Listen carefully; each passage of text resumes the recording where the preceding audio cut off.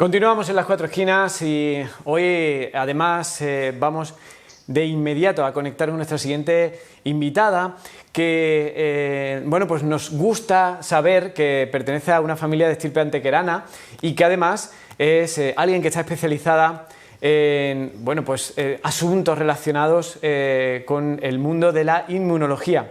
Ustedes dirán que, bueno, ¿por qué vamos a contactar con una licenciada en biología, una doctora en inmunología, cuando normalmente los últimos científicos e investigadores con los que hemos hablado pues, bueno, pues pertenecen a otros sectores, como por ejemplo el de la epidemiología? Pilar Alcaide, que es hija de nuestro científico más internacional, uno de los co-descubridores del ibuprofeno, Antonio Alcaide. Muy buenas noches, bienvenida. Hola, ¿qué tal? Buenas noches. Bueno, Pilar, decíamos que ¿por qué hablar con una especialista o doctora en inmunología, que además no lo hemos dicho, pero es investigadora y profesora del departamento en concreto de inmunología de esta especialidad en la Universidad de Tufts en Boston? El sistema inmune es la clave del problema que deriva en algunos casos en fallecimiento de la afección por coronavirus, ¿verdad? Sí, efectivamente. Bueno, primero muchísimas gracias por dedicar vuestro tiempo a hacer una entrevista. Ya queremos a conocer la importancia del sistema inmune o inmunológico en esta pandemia. Sí, el sistema inmune es muy importante porque es lo que nos defiende de cualquier virus y a la vez es lo que parece que está matando a muchos de los pacientes que terminan estando hospitalizados generalmente una semana o 10 días después de la infección por el coronavirus. Bueno, pues vamos a intentar abordarlo de forma escalonada para que lo entendamos un poquito mejor. Yo creo que lo primero de lo que tenemos que hablar, Pilar, es cómo se produce un fallecimiento, vamos, o una complicación tras una infección de coronavirus, que hasta el momento hemos dicho cómo se contagia, cómo se previene, pero hoy nos gustaría centrarnos un poquito más en por qué termina en una hospitalización, en una UCI, y desafortunadamente, en demasiados casos, en nuestra comarca estamos ya pues, demasiado cerca del centenar en fallecimientos. ¿Cuál es el proceso interno exacto?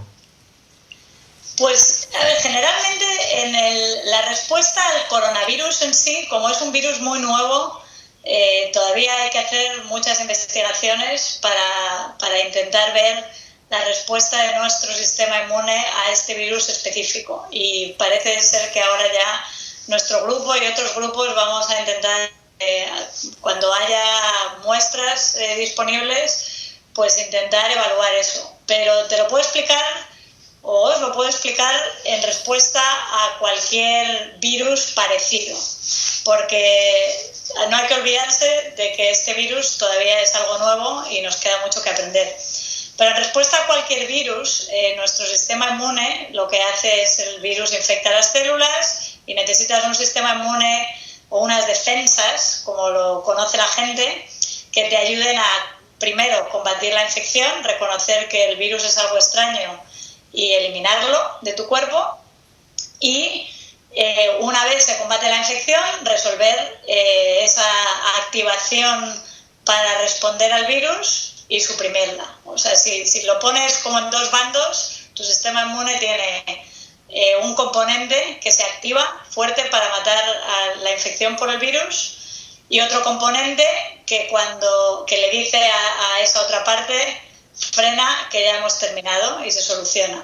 Y al parecer lo que está pasando en muchos de los pacientes que terminan hospitalizados es que llevan infectados varios días y su sistema inmune está activado constantemente produciendo una cosa que se llama citoquinas. Y lo que producen es lo que llaman una tormenta de citoquinas, que es que la parte que debe de frenar a esa activación, o sea, el componente del sistema inmune que debe de poner los frenos una vez se combate el virus, no funciona, con lo cual el sistema inmune sigue activo, produciendo citoquinas que terminan dañando no solo a las células que están infectadas por el virus, pero a los propios órganos y tejidos del paciente. O sea, estamos diciendo, para ver si lo entendemos, que cuando llega en todas las infecciones víricas que existen, no solamente la del COVID, sino una gripe o el SIDA o cualquier otra. Llega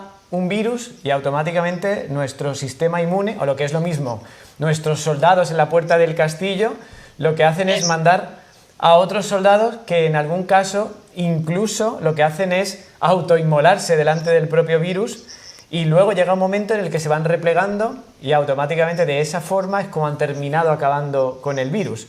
El problema está cuando esos propios soldaditos atacan nuestras propias filas, por decirlo así, ¿no?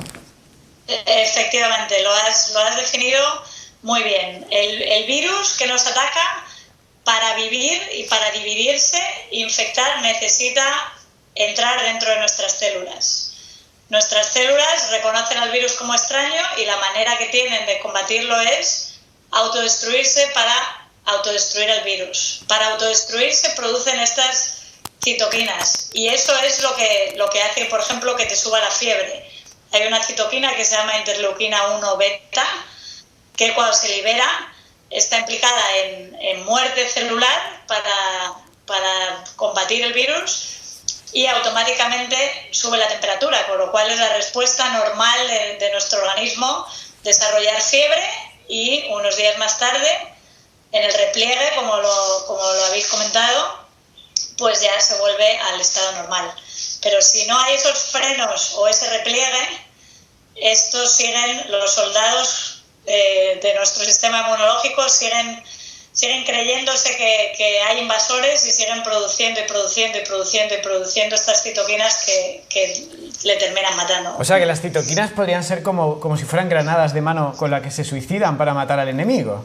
Lo que pasa es que siguen funcionando después, incluso dentro de las murallas del castillo, por decirlo así. Efectivamente, sí, eso es un buen símil. Bueno, un poco bélico, un poco en ese aspecto agresivo, pero que yo creo que nos va a ayudar a entender un poquito mejor en qué nos estamos metiendo si no aplicamos las medidas de prevención. Entonces, ¿por qué razón, que es la siguiente pregunta, ataca más, por ejemplo, a un vecino de la tercera edad de estos denominados colectivos vulnerables prioritarios? Sí, efectivamente. Pues es por varias razones. Las dos principales es las personas mayores tienen un sistema inmunológico, unas defensas que por la edad no funcionan tan óptimamente como cuando uno es joven. Esto es, por una parte, cuando tus células del sistema inmunológico se infectan y se autodestruyen para matar al virus. En una persona joven no es problema porque tu cuerpo constantemente fabrica y repone esas células. En las personas mayores, ese proceso de fabricación de nuevas células y de reposición no funciona tan efectivamente, tan bien, por así decirlo. Y luego la otra cosa es que precisamente estos dos armas que tenemos, que es activarnos y la capacidad de desactivarnos, en las personas mayores esa capacidad de desactivación de la primera fase es también más lenta y no tan eficiente o eficaz. Entonces, primero, tienen más capacidad de infectarse porque sus defensas no están al nivel que deberían estar, y luego una vez se infectan y empiezan a combatir la infección, no tienen esos frenos que necesitan para tener un equilibrio entre lo que necesitas para matar el virus y lo que necesitas para frenarlo. ¿Y por qué afecta a personas que, por ejemplo, tienen lo que se denominan patologías previas, pero que no solo están relacionadas con las vías respiratorias, sino incluso enfermos cardiovasculares? Sí, esa población es de alto riesgo y en ese grupo de personas lo que pasa es que la enfermedad cardiovascular, lo que tienen estos pacientes, y eso se sabe mucho antes de que estuviera el coronavirus, es que tienen unos niveles muy altos de estas citoquinas que he comentado antes, proinflamatorias, como la interleuquina beta, circulando a nivel normal en su organismo.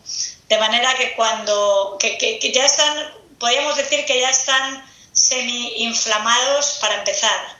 De manera que cuando tienen un segundo golpeo, como puede ser el del coronavirus, siguen produciendo más de esas citoquinas dañinas y no tienen el sistema para frenarlas. De hecho, una de las razones por las que tienen a nivel normal las citoquinas estas elevadas es porque su sistema supresor no funciona tan bien en estos enfermos de enfermedad cardiovascular. ¿Y en el caso de las embarazadas, que también se las alerta especialmente?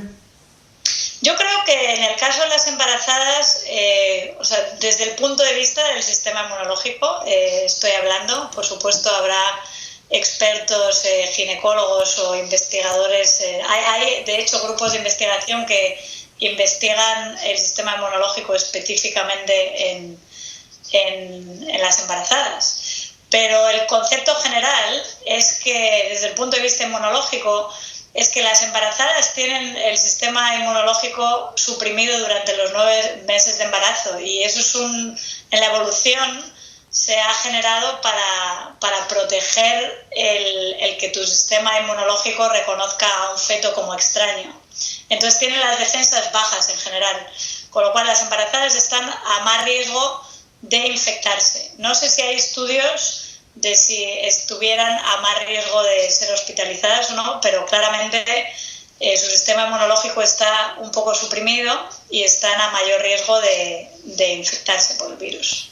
Bueno, pues tenemos localizado en esa fase qué es lo que pasa dentro, o esa fase inicial de qué es lo que pasa dentro de nuestro cuerpo cuando se produce una infección vírica y cuando el sistema inmunológico no funciona correctamente porque se encuentran pues con un invasor que es completamente desconocido, como es el caso de un virus nuevo, en este caso el del COVID-19 o cualquier virus que al fin y al cabo no hayan visto antes mediante una vacuna. De eso hablaremos después. Pero ¿por qué la cosa va a más? Porque hemos hablado antes que puede afectar pues, más a unos que a otros, que tengan patologías previas, embarazada, tercera edad. Pero ¿por qué al final deriva en, por ejemplo, insuficiencia respiratoria o que afecte pues a otros órganos del cuerpo, incluso zonas bajas o del riñón? ¿Y por qué termina finalmente en un fallecimiento?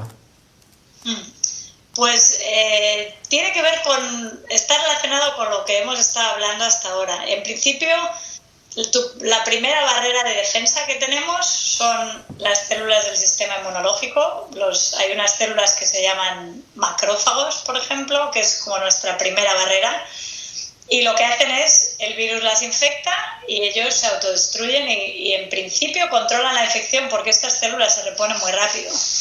¿Qué pasa cuando no se controla la infección bien? Que el virus infecta otras células. Y en algunos casos está infectando células que no son células del sistema inmunológico, que infecta células que no tienen capacidad de dividirse o de replicarse.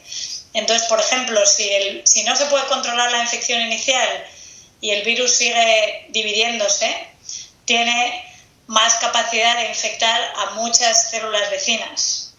Y en órganos donde hay células que no tienen la capacidad de dividirse tan alta como otro tipo de células, pues por ejemplo, si infecta el corazón, las células del corazón, los cardiomiocitos que se llaman, no tienen capacidad de dividirse, con lo cual si la célula se muere, ya está.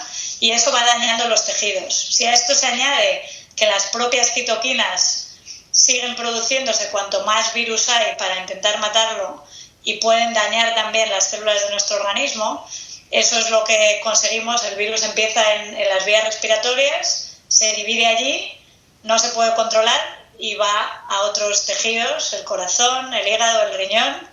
Se siguen produciendo citoquinas allí para matarlo en otros sitios, no logran matarlo y al final, entre la carga viral que empieza y la respuesta de citoquinas para matarlo, terminan dañando muchos tejidos que no son la vía inicial de infección, por así decirlo. La verdad es que cuando nos lo explican de esa forma tan clara es cuando nos damos cuenta de que a lo mejor tenemos que poner o redoblar esfuerzos, igual que hacen las células que se desdoblan, pues redoblar los esfuerzos, multiplicar los esfuerzos por evitar que terminemos contagiados o peor aún, contagiar a alguien que pueda pertenecer a alguno de esos colectivos vulnerables.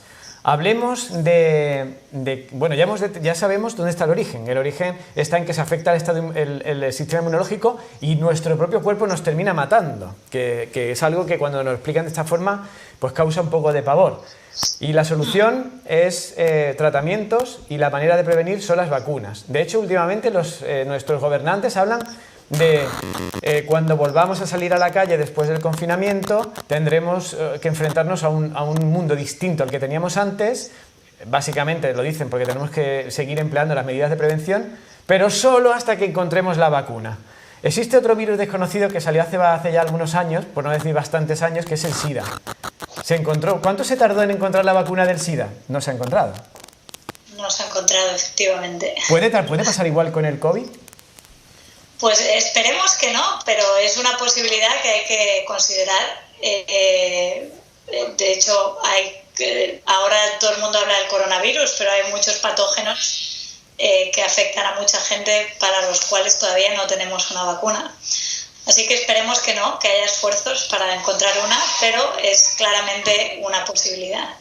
Entonces, ¿cuál es la solución? ¿Un tratamiento quizá? Bueno, vamos a explicar un poco cómo se busca un tratamiento antes de meternos, porque la vacuna básicamente nos la han explicado muchas veces, que es intentar engañar, ¿no?, a las defensas del cuerpo para que pues ponerle un enemigo, digamos, de cascarilla, como se suele decir comúnmente, y aprenda un poco cómo es y ya conozca al enemigo para cuando llegue el de verdad. ¿Tratamiento cómo se descubre?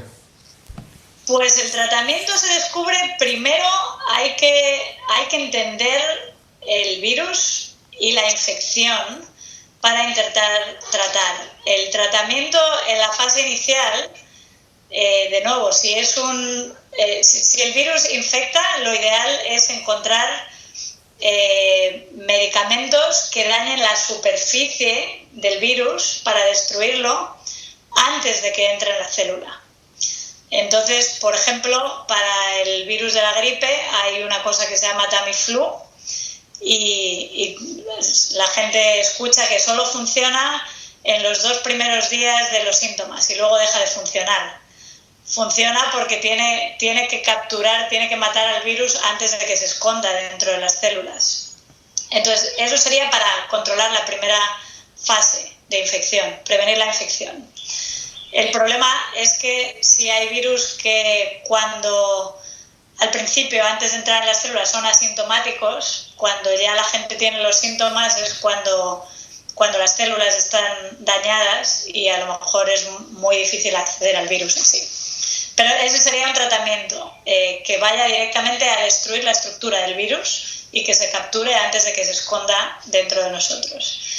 El tratamiento de los pacientes que llegan muy enfermos en condiciones críticas por esto que llamamos desregulación del sistema inmunológico y la tormenta de citoquinas es muy diferente. Allí lo que hay que hacer es poner los frenos a ese sistema inmunológico que está completamente fuera de control. Y de hecho en muchos hospitales en España y en el resto del mundo están tratando a pacientes con medicinas que se llaman inmunosupresoras, que lo que hacen es pues frenar tu sistema inmune para que deje de atacar tu cuerpo. Entonces lo que hay que hacer es investigar mucho para averiguar cómo procede la infección y la respuesta a esa infección y intentar tratar los casos pues dependiendo de las observaciones que se vean en unos pacientes y en otros. En el caso de este otro virus en el que nos fijábamos, que es el del SIDA, tampoco se ha encontrado una cura, un tratamiento que lo cura al 100%. No, pero en el virus del SIDA sí que hay tratamientos ahora. La gente tiene cócteles de antirretrovirales, que son medicinas que destruyen el virus en sí, y combinaciones de ellas. Ahora hay mucha gente que da positivo en el virus, que están infectadas, es decir, que pueden contagiarlo a otros. Pero está muy controlado el cómo el virus te afecta. Gente con SIDA, con la enfermedad, en el mundo desarrollado hay muy pocos, porque controlan muy bien la replicación del virus. Lo que no se ha logrado es frenar la infección o la expansión del virus del SIDA. Hay gente que tiene el virus, pero esa gente que tiene el virus viven saludablemente porque están tomando estos tratamientos que impiden que el virus mate a las células de su sistema inmunológico, que es lo que hace el virus del SIDA. Si en el caso del SIDA al final se dejó la búsqueda de la vacuna porque el tratamiento era más o menos eficaz, también podría pasar eso con el COVID, con el coronavirus, ¿no? Pues podría pasar. Esperemos que no. Esperemos que se descubran tanto tratamientos como vacunas. Para el coronavirus sería muchísimo más importante encontrar una vacuna porque de lo poco que sabemos del virus sabemos que vive en el aire, con lo cual es muchísimo más fácil bueno, no vive, pero se transmite por el aire y las vías respiratorias, con lo cual es muchísimo más fácil de contagiar que otros virus como el SIDA, por ejemplo, que se transmiten con contacto directo de fluidos. Así que esperemos que encuentren una vacuna, pero cómo de rápido va a ser eso, de momento es impredecible. Oye, ¿se puede decir que si cogemos el virus y lo superamos, el coronavirus, estamos inmunes de por vida? Sí, eso sería lo ideal también. El problema con estos coronavirus y estos virus respiratorios es que mutan muy rápido, con lo cual a lo mejor la cepa de ahora nos hacemos inmunes, pero a lo mejor el año que viene cambia. Un ejemplo parecido es el virus de la gripe. El virus de la gripe hay una vacuna y lo conocemos muy bien, pero también conocemos que la vacuna no es 100% eficaz, porque la vacuna de cada año se basa en el virus del año anterior, con lo cual si ese año ha cambiado mucho, pero siempre es mucho mejor proteger a un porcentaje de la población. Con el coronavirus no tenemos absolutamente nada. Y luego se necesitan más estudios para saber si la inmunidad del virus dura. No es lo mismo la inmunidad natural que uno desarrolla respondiendo al virus, que si podemos ayudarla y empujarla con una vacuna para que ya estemos preparados para la siguiente infección. Bueno, y una última cuestión y ya la despedimos. Lo hablábamos antes de empezar la entrevista porque realmente puede darse el caso de que una persona sin patologías previas o una persona joven, incluso lo hemos escuchado, pues pueda terminar con consecuencias graves en la UCI o incluso con fallecimiento. Y me decía que algo que un concepto nuevo, por lo menos, y fíjese que seguimos las informaciones aquí en el gremio de la comunicación o de los periodistas y a nivel nacional también, depende de la carga vírica. Es decir, podemos contagiarnos con un poquito de virus o con una sobredosis de virus que pueda ser casi letal. Es decir, también depende de la efectividad o no de las medidas de prevención, ¿no? Totalmente, sí. No es lo mismo. El virus al final, como hemos comentado al principio, necesita de su huésped para dividirse. Entonces, no es lo mismo estar en contacto con una partícula de virus que si se empieza a dividir en una célula o se puede tarde o temprano controlar y a lo mejor da menos síntomas, que estar en contacto con millones de partículas de virus que pueden infectar a muchísimas más células de tu cuerpo.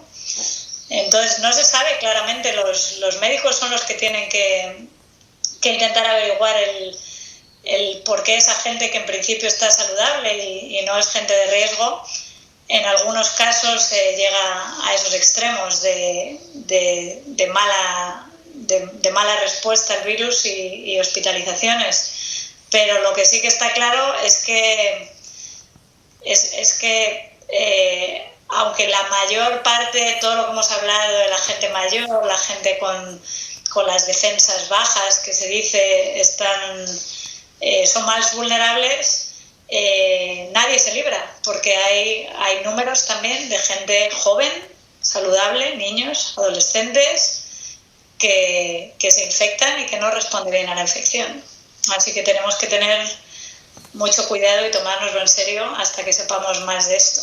¿Cómo va la cosa en Boston, que es de donde nos habla usted? Sí, pues en Boston la cosa va bastante mejor que en Nueva York o que en Europa, muchos países de Europa, en España. Pero dentro de Estados Unidos está, yo creo que entre el estado de Massachusetts, que es donde está Boston, está en el nivel, la posición tercera o cuarta, cambia de día a día.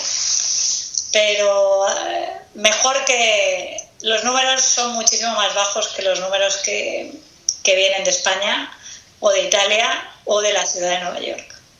Pues cuídese, por tanto, usted y su familia también. Pilar Alcaide, que es investigadora y profesora del Departamento de Inmunología en la Universidad de Tufts en Boston. Gracias por habernos atendido. Muchísimas gracias a vosotros por este tiempo. Bueno, pues ya lo han escuchado. Tienen que quedarse con estas claves. Es importante la prevención. Ya nos habían contado que el virus se contagia a través del aire, de alguien que simplemente ha dejado las partículas unos minutos antes de pasar, incluso horas antes de que pasemos nosotros por la misma zona, con lo cual se convierte en algo pues pero que muy contagioso. Y ya han escuchado también cómo se termina cargando las células y volviendo loco a nuestro sistema inmunológico, lo cual lo mejor que podemos hacer es no jugar con fuego y aplicar a rajatabla esas medidas de prevención. Y las conclusiones sobre cuándo cree usted que puede, o cuándo creen ustedes que puede llegar el tratamiento o la vacuna, me da la sensación de que los científicos no son tan optimistas como los políticos y la cosa puede ir para largo. Nosotros por lo pronto seguimos con otros asuntos aquí en nuestro programa, no se vayan.